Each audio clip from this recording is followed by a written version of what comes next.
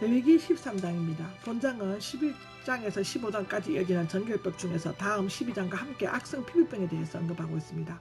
우리말 성경에는 나병, 즉 눈병으로 번역되고 있지만 히브리어에는 나병뿐만 아니라 피부의 색깔이나 변하는 사상균 또는 곰팡이 때문에 피부가 벗겨져 떨어지는 등의 모든 악성 피부병에서 존칭하는 용어로 사용되어져 있습니다.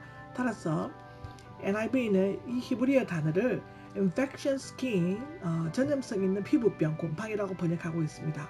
가나안 지역은 무덥고 거대한 지역인데다가 모래바람이 자주 불기 때문에 피부병이나 전염병이 많이 성행하였고, 특히 유황과 소금기가 섞인 모래 알갱이들로 인해 눈병 때문에 시각장애인들이 많이 생겼다고 합니다. 여기에 언급된 각종 병들은 현대의학 용어로 번역하여 설명하는 것은 사실상 쉬운 일이 아닙니다. 왜냐하면 이 의학 용어들은 모세가 레위기를 쓸 당시 통용되었던 것뿐만 아니라 당시의 의학 수준으로 설명하였기 때문에 지금으로서는 설명하기가 힘듭니다. 레위기의 기록 목적은 의학적인 지식과 치료법을 소개하려는 데 있지 않고 신체상의 지식과 치료법을 소개하려는 데 의식적인 청결법에 근거하여 부정한 것으로 규정하고 있었습니다. 따라서 본장에서 악성 피부병에 대한 정결 규례는 앞장의 음식 규례와 함께 실제 생활의 전 영역에서 영적 순결을 지켜야 한다는 것으로 거듭 강조되어지고 있습니다. 악성 피부병은 13장, 14장에 걸쳐 다루어지고 있는데 이것은 이 병이 지니고 있는 특성과 상징성, 즉 죄와 비슷하기 때문이라고 하는데요. 13장은 악성 피부병의 진단법을, 14장은 병이 회복되었을 때의 정결 의식법을 각기 다루고 있습니다. 그리고 13장은 전반부에서는 사람의 문득병 진단 규례, 후반부에서는 의복의 문득병 진단 규례를 언급하고 있습니다. 사람에게 생긴 악성 피부병 진단 규례는 1절에서 46절까지 소개되어지고 있습니다. 성경에서 나병, 즉 문둥병은 각종 악성 피부병에 대해 많이 언급되고 있는데 민수기에도 나오고 신명기에도 나오고 마태복음도 나옵니다.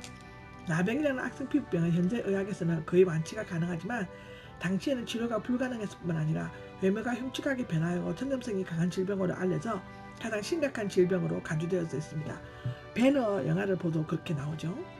물론 제사장은 의료 행위를 하는 의사로서는 기능을 가지고 있지 않았고 단지 전염성 있는 피부 질환을 격리하는 역할만 했을 뿐입니다. 그런데 이 병의 진단은 오직 제사장만이 할 수 있었는데 그 이유는 악성 피부병, 나병까지 포함된 것을 일반 질병과는 달리 부정이나 죄를 범한 대가로 주어지는 것으로 간주되었고 여러 가지 면에서 죄악을 상징하는 것으로 여겨졌기 때문이라고 하는데요. 예를 들면 악성 피부병이 치명적인 내적 질병이라면 죄도 치명적인 내적 속성을 지니고 있다고 로마서 7장 13절에 기록되어져 있습니다. 악성 피부병은 몸속에 잠입해 있다가 발명하는 것으로 죄도 인간의 본성 안에 잠복해 있다가 행동으로 나타난다고 하는데 악성 피부병은 조그만 반점으로 시작되었다가 온몸으로 퍼져 온 기능을 마비시키는 것으로 죄도 처음에는 소리 없이 작게 침투하여 점점 퍼지다가 결국에는 죽음에까지 이르게 됩니다. 악성 피부병은 환자를 사랑과 사회, 하나님의 성소에서 분리시키는 것처럼 죄도 사랑과 사회에 더 나아가 하나님께서 떨어지게 합니다. 이사야 59장 2절에 나오죠. 악성 피부병이 신경조직을 마비시켜 감각을 느끼지 못하게 하는 것처럼 죄도 사람의 양심을 마비시켜 죄악감을 느끼지 못하게 한다고 기록되어져 있습니다. 피부병에 나타난 각종 증상에 따른 진단법인데요. 피부에 생기는 각종 악성 피부병은 질병이라기보다는 더러운 부분이라는 말이 더 맞다고 볼 수 있습니다. 왜냐하면 의사가 아닌 제사장이 그 정결 여부를 판결했기 때문이라고 하죠. 일반 피부병은 악성 피부병과는 쉽게 알 수 있는 1차적 방법으로 함부의 털이 휘어지고 함부가 살갗보다 우두하게 들어갔다는 여부를 보는 것이었다고 합니다. 함부에 생긴 얼룩 반점이 희기는 했지만 다른 살갗보다 우묵하게 들어가거나 털도 휘어지지 않았으며 판정을 7일간 유보하고 환자를 격리 수용했다고 합니다.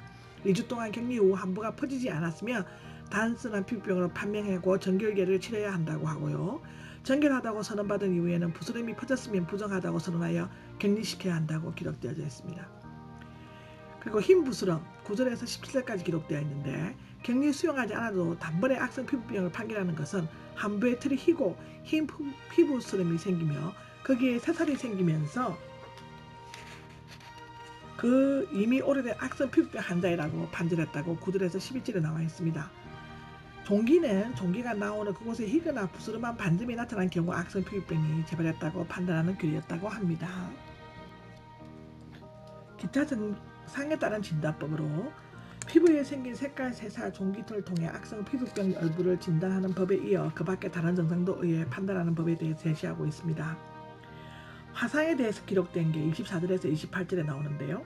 이것은 불에 대한 화상에 의해 악성 피부병이 생겼다는 것이 아니라 몸속에서 오랜 잠복되어 있던 병균이 화상으로 인해 약해진 부분에 생겨난 것을 의미합니다.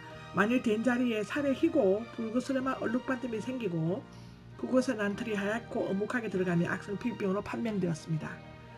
머리나 수염은 악성 피부병이 생긴 경우에 진단법이나 처리 과정은 앞에 피부병이 생겼을 때와 같고 이와 같이 악성 피부병이 나았다가도 재발하고 또 약한 부분에 생기나기도 했는데 이것은 목욕한 자가 다시 더러워지는 것처럼 회개하고 성도가 되었다고 하지만 다시 범죄할 가능성이 있음을 나타내어 주고 있습니다. 이 기록은 누가복음 11장에 나와 있습니다. 그러므로 늘 깨어 죄를 짓지 않도록 조심해야만 합니다. 제가 구약시대에 살았으면 격리되었을 것 같습니다. 제가 피부가 너무 약해서 부스럼이 잘 나는데 저는 아마 구약시대에서는 오래 살지 못했던 것 같습니다. 백반증이라고 있는데요. 백반증은 습진을 가리키는 것처럼 보이며 단순한 피부병에 지나지 않았습니다. 대머리는 악성 피부병이 대머리에 생기는 경우에는 불구스름한 부스럼이 특징입니다.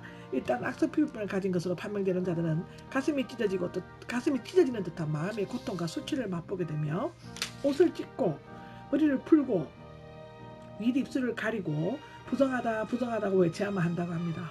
정말 너무 힘들었을 것 같아요. 이것은 자신이 지나가는 사람에게 경고함으로써 간염의 가능성을 막을 뿐만 아니라 여호와께서 거하시는 이스라엘의 거룩한 진과 백성들로부터 분리시키기 위한 것이었다고 민수기 5장, 신명기 23장에 기록되어 있습니다.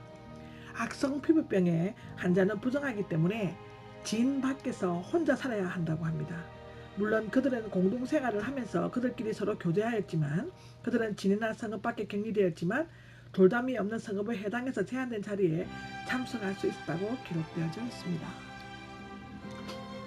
옷이나 가족에 생긴 악성 피부병 진단 규례인데요. 앞서 사람의 몸에 생긴 악성 피부병에 이어 어복이나 가죽에 생긴 악성 피부병에 대해서 언급하고 있습니다. 여기에 문둥병과 비슷한 곰팡이는 습기가 많은 곳에 있는 옷이나 가죽, 가구 등에 번식하여 푸르거나 붉은색을 띤 곰팡이를 말하고 있는데요. 그 모양이나 번식하는 모양이 악성 피부병과 비슷하기 때문에 같은 용어로 표현되었다고 합니다. 당신의 일은 곰팡이류가 피부에 생긴 악성 피부병의 원인이 되는 것으로 알려졌으므로 이에 대해 대책이 필요하다고 생각했던 것 같습니다. 옷이나 가죽 같은 것에 푸른색이나 붉은색을 띤 곰팡이를 발견하면 그것을 제사장에게 가져가서 악성 피부병 예비를 판명받아야 했다고 합니다. 이때 제사장은 그것을 판별하여 세탁하거나 잘라서 사용할 수 있는 것과 태워버릴 것을 판정했다고 하고요. 곰팡이가 퍼지지 않았으면 그 물건을 씻어 7일 동안 간직했다가 곰팡이가 없어지지 않으면 비정한 것으로 간주하고 불살랐다고 합니다. 곰팡이가 없어지면 단지 오염된 부분만 찢어 불태워야 하고 남은 부분은 다시 씻으면 정하게 되어졌다고 합니다. 사실상 이스라엘 백성들에게 옷이 없어서는 안 될 생활 필수품이었지만 그것이 곰팡이에 오염되었으면 미련 없이 모두 불태워버려야만 했습니다. 왜냐하면 곰팡이가 적다고 내버려두면 삽시간에 퍼져서 옷은 물론 자신과 다른 사람에게 심각한 피해를 줄 수 있었기 때문입니다. 성도들도 이 세상을 살아가는 동안 아무리 필수적인 것이라고 하더라도 그것이 신앙생활을 방해하고 또 하나님과의 교제를 막고 남에게 피해를 주는 것이라면 단호히 청산하고 불태워버려야 합니다. 마태복음 5장 29절에 나와 있습니다. 아멘.